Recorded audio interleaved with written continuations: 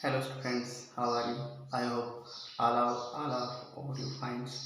Dear students, आप सभी अच्छे से होंगे और आशा करते हैं कि कुशल मंगल रहेंगे। तो डियर स्टूडेंट्स, हमारे 11th क्लास के लेक्चर को आगे बढ़ाते हुए आज हम जो डिस्कस करेंगे चैप्टर सेकंड, यूनिट नंबर हमारी फर्स्ट है फिजिकल वर्ड और चैप्टर सेकंड है हमारा सिस्टम ऑफ यूनिट्स। ठीक है, तो सिस्टम ऑफ यूनिट में हम सबसे पहले हमारे पास आता है नीड्स फॉर मेजरमेंट। हमें मेजरमेंट की ज़रूरत किस लिए पड़ती है, हम मेजरमेंट क्यों करते हैं। तो सबसे पहले ये देखेंगे कि मेजरमेंट जो हम बोलेंगे, मान लो मैंने कहा 2 मीटर, 3 मीटर, 1 किलोग्राम, या इस प्रकार से जो भी हम स्पीक करते हैं तो वो हम क्या करेंगे, जो रिटर्न में लेते हैं तो स्पीक करेंगे वही हम राइट कर रहे हैं। ठीक है, तो उसके लिए हमें मेजरमेंट की ज़रूरत पड़ती है। विदाउट मेजरमेंट हमारे जो कैलकुलेशन है वो पॉसिबल नहीं हो पाएंगे।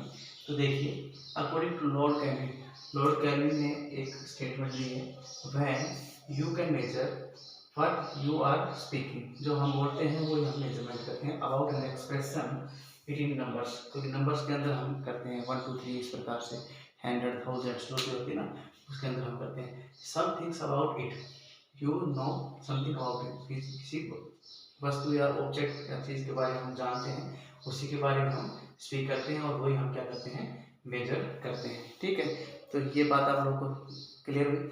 अब बात करते हैं फिजिकल क्वांटिटी क्या होती है। A quantity that can be measured and in terms of which laws of physics are described is called physical quantity। कि हम मेजरमेंट कर रहे हैं लॉ ऑफ फिजिक्स के अकॉर्डिंग, तो डिस्क्राइब कर रहे हैं उसे आप क्या करेंगे, फिजिकल क्वांटिटी। जैसे for example mass, length, time, force etcetera. ठीक है, मास, लेंथ, टाइम, फोर्स एक्सेट्रा, ये हमारे पास क्या रहेगी, फिजिकल क्वांटिटी। और भी हो सकती है काफ़ी। ठीक, अब हमारे पास बात आती है the measuring process. Measuring process होता क्या है, किस प्रकार से हम मेजर करते हैं। The process is measuring basically a process of comparison. Measuring process एक कंपेरिजन ही होता है किसी चीज़ का। जैसे मैंने मान लिया, सपोज किया, फॉर एग्जांपल मैं यहाँ पे मान रहा हूँ मेरे पास एक स्केल है, ये मेरे पास कोई स्केल है और ये 1 मीटर का स्केल है। मेरे पास स्केल है 1 मीटर का। अब मुझे करना क्या है, उसे 3 मीटर डिस्टेंस मेजरमेंट करनी है। तो 3 मीटर डिस्टेंस में मेजरमेंट करूँगा। मान लीजिए 1 मीटर का स्केल था, तो मैंने क्या कर दिया यहाँ पे 1 मीटर, 2 मीटर, 3 मीटर, इस प्रकार से मैं क्या होगा, 3 मीटर की अगर मेजरमेंट मुझे करनी है तो यहाँ पे इसको एक बार रखूँ, यहाँ पे ये हो गया 1 मीटर। फिर मैंने यहाँ पे रखा इसको यहीं पे, ये रखा मेरे पास 1 मीटर। तो यहाँ से और यहाँ तक तो टोटल डिस्टेंस होगी वो मेरे पास कितनी आई, 3 मीटर्स। तो इस प्रकार से हम 4 मीटर, 5 मीटर और भी काफ़ी मेजरमेंट हम कर सकते हैं। ठीक है, आप लोगों ने यहाँ पे देखा। अब बात आती है भाई, यहाँ पे पॉइंट मान ले ए और ये पॉइंट मान ले मैंने बी। तो यहाँ पे लिख सकता हूँ मैं, जो ए बी की वैल्यू आई वो मेरे पास आई 3 मीटर। कितनी आई, 3 मीटर। इस प्रकार से अगर एक और लिखूंगा तो 4 मीटर। ठीक है, तो ये हमारे पास हो जाएगा। अब हम देखते हैं कि we know that magnitude of physical quantity. मान लो मेरे पास क्यों है, मैग्नीट्यूड ऑफ फिजिकल क्वांटिटी है, मैं आगे इसको डिस्क्राइब करूंगा, आप यहाँ पे स्क्रीनशॉट ले लीजिए। ठीक है, सो स्टूडेंट्स, अब हम देखेंगे यहाँ पे मेजरिंग प्रोसेस क्या होता है। तो मेजरिंग प्रोसेस में देखेंगे मैग्नीट्यूड ऑफ क्वांटिटी क्यों, मान लेते हैं हमारे पास जो मैग्नीट्यूड है, magnitude of quantity, magnitude of quantity, मैं मैग्नीट्यूड ऑफ क्वांटिटी को मान रहा हूँ यहाँ पे क्यों। मैग्नीट्यूड ऑफ क्वांटिटी इक्वल रहेगी हमारे पास, ये रहेगी हमारे पास साइज ऑफ यूनिट, यूनिट की साइज, न्यूमेरिकल वैल्यू। तो ये आएगी numerical value, numerical value multiply by size of unit, size of numerical value, size of unit, size of unit, numerical value और साइज ऑफ यूनिट का क्या रहेगा, product रहेगा। आगे न्यूमेरिकल वैल्यू को हम एन से रिप्रेजेंट करेंगे, न्यूमेरिकल वैल्यू को एन से, और साइज ऑफ यूनिट को यू। भाई हमारे पास सीजीएस में है, एमकेएस में है, किसके अंदर है। ठीक है, सो दैट इज हम कह सकते हैं क्यू इज इक्वल टू मेरे पास आएगा एन यू। ये हमारे पास एक फॉर्मूला ड्राइव हो गया। ठीक है, एन यू। मान लो मेरे पास कंपेरिजन करना हो, a magnitude of quantity remain same if the magnitude of quantity remain same, अगर क्वांटिटी ऑफ मैग्नीट्यूड यानी मेरे पास मैग्नीट्यूड ऑफ क्वांटिटी क्या हो, सेम हो, तो हम इसको लिख सकते हैं Q is equal to Q is equal to N1 U1 is equal to N2 U2। N1 U1 is equal to N2 U2। मान लो मेरे पास मैंने कहा कि 1 मीटर इज इक्वल टू होता है 100 centimetre. 1 metre is equal to होता है 100 सेंटीमीटर। ये क्लियर है। फॉर एग्जाम्पल आप लोग बता रहा हूँ, तो 1 मीटर में 100 सेंटीमीटर होते हैं, तो क्या हमने इसको प्रूफ किया हुआ है, ऑलरेडी डिस्कशन हो चुका है। अभी साइंटिस्ट ने बताया है 1 किलोमीटर में हमारे पास 1000 मीटर होंगे। ठीक है, इस प्रकार से। तो देखिए, ये तो है हमारे पास साइड ऑफ न्यूमेरिकल वैल्यू। ये है न्यूमेरिकल वैल्यू, ये है न्यूमेरिकल वैल्यू। ठीक है, ये है साइज ऑफ यूनिट, ये है साइज ऑफ यूनिट। अब समझने की बात यहाँ है, जिसकी न्यूमेरिकल वैल्यू स्मॉल है साइज ऑफ यूनिट लार्ज होगी, जिसकी न्यूमेरिकल वैल्यू लार्ज है साइज ऑफ यूनिट स्मॉल होगी। ठीक है, क्योंकि यहाँ 1 है, यहाँ 100 है। यहाँ मीटर लार्ज बड़ा होता है, यूनिट बड़ी होती है, और सेंटीमीटर स्मॉल होती है। ठीक है, पर दोनों को अगर हम देखें तो इक्विलिब्रियम रहेंगे। दोनों को अगर हम देखें तो क्या रहेंगे, इक्विलिब्रियम रहेंगे, इक्वल रहेंगे। ठीक है, इनके दोनों सभी का साइज करते हैं इक्वल आते हैं। ठीक है, इफ अगर मैं यहाँ पे लिखूँ, इफ यही बात U1 है तो हमारे पास क्या है भाई, if U1 greater than U2 मान ले। ठीक है, तो U1 है greater than U1 greater than है U2, देन सीधी सी बात है U1 ग्रेटर देन U2 है, तो हमारे पास क्या आएगा भाई, हमारे पास N1 है वो लेस देन N2 आएगा। N1 लेस देन क्या आएगा, N2 आएगा। ठीक है, न्यूमेरिकल वैल्यू देखो, यूनिट बड़ी, यूनिट कैपिटल है फर्स्ट की, तो सेकंड की हमारे पास क्या है भाई, यूनिट फर्स्ट कैपिटल है सेकंड से, तो इसका मतलब न्यूमेरिकल वैल्यू क्या है, फर्स्ट है। यहाँ पे न्यूमेरिकल वैल्यू क्या है, न्यूमेरिकल वैल्यू इसकी बड़ी होगी इससे। ठीक है, फर्स्ट की यूनिट बड़ी है सेकंड से, तो न्यूमेरिकल वैल्यू सेकंड की बड़ी होगी फर्स्ट से। ये बात हम डिस्कस अभी भी हमने किया है। ठीक है, अब हम डिस्कस करेंगे concept of mass length and times, concept of mass length and times. तो अब देखिए आगे, सो डियर स्टूडेंट्स, अब हम डिस्कस करने जा रहे हैं concept of mass, concept of length, concept of time.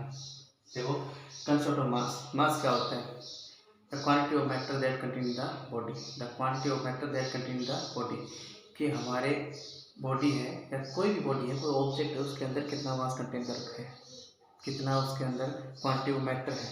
जैसे हम मान लें हमारे अंदर हड्डियाँ हैं, ब्लड है, ठीक है, हड्डियाँ, ब्लड, वाटर, ठीक है, सेल्स, सभी को मिला के जो हमारे पास मैटर कंटेंट बना है, उसी को क्या कहते हैं, सिंपली मास कहेंगे।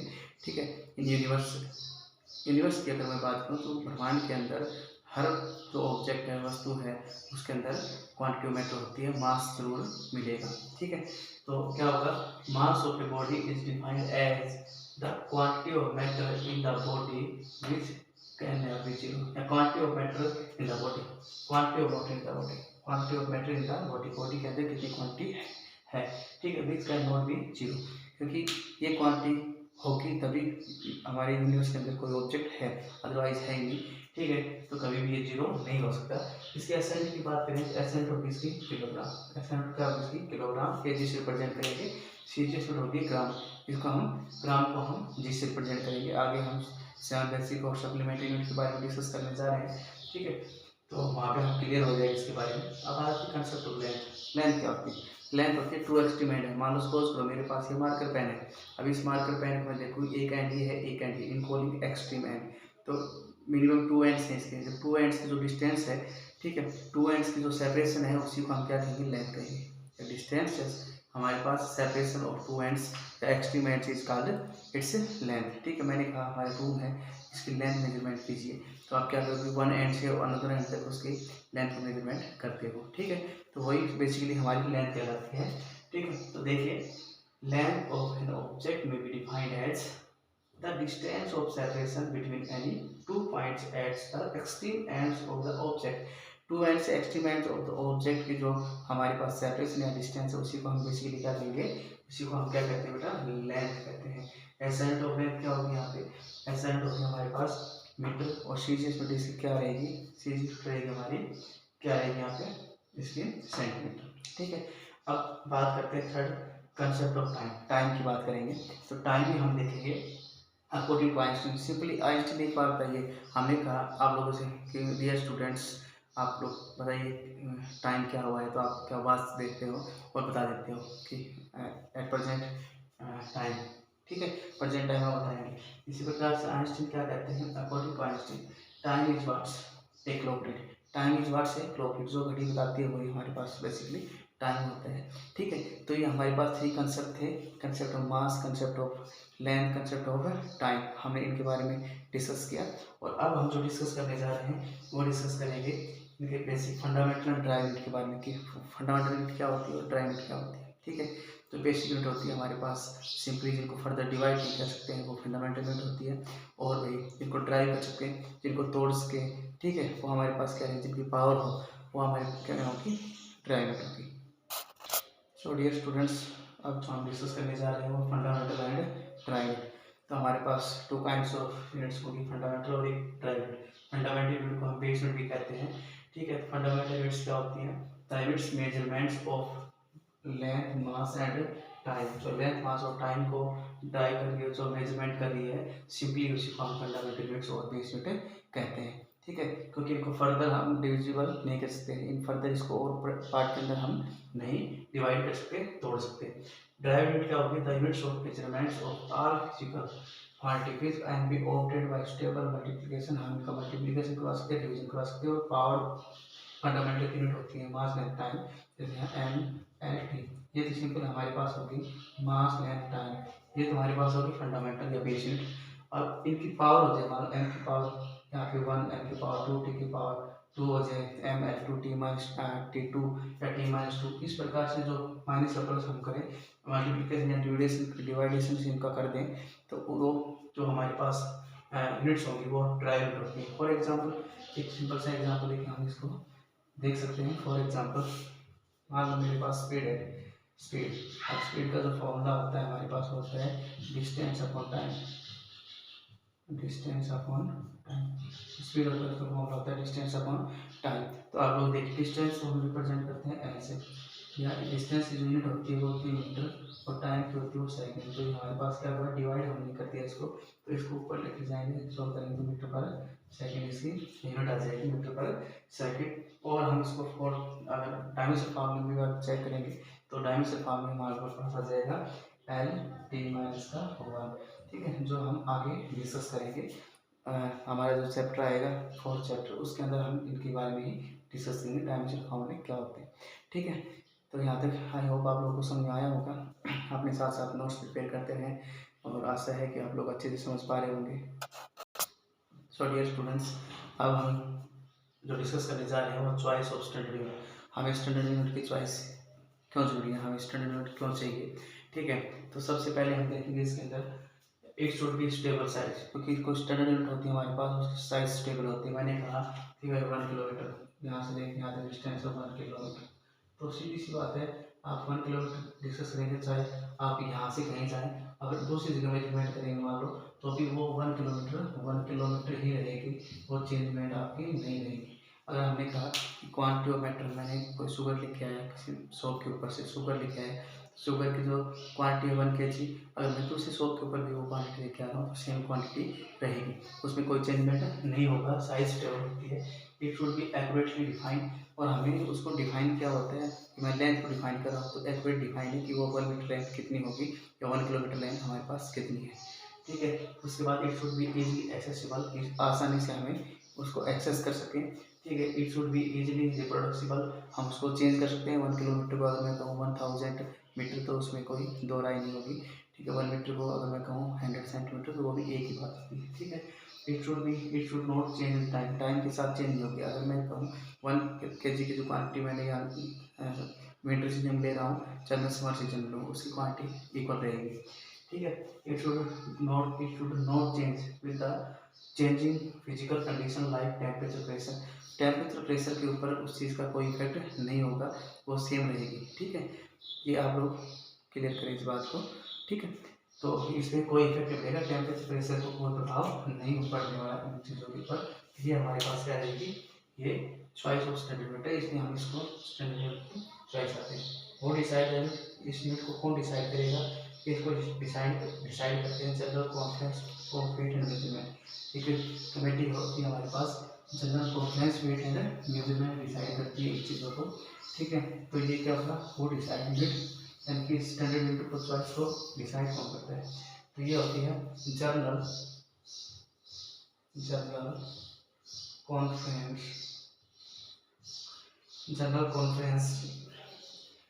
On weight and measurement of weight and measurement 1971 के अंदर इसको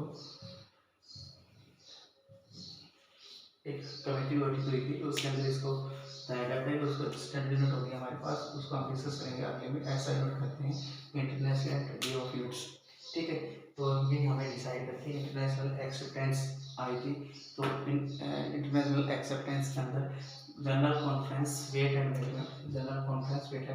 मेजरमेंट 1971 के अंदर इसको स्टैंडर्ड यूनिट को क्या किया था, एक्सेप्ट किया गया था, जिसको हम ऐसा यूनिट सिस्टम भी कहते हैं। आगे लेक्चर के अंदर हम इन्हीं के बारे में डिस्कस करने जा रहे हैं। तो डियर स्टूडेंट्स, मुझे आशा है कि आप लोगों को ये लेक्चर समझ में आया होगा।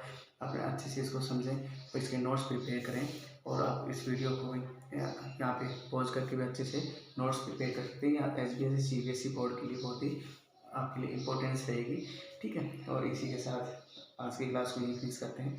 धन्यवाद। Have a nice day.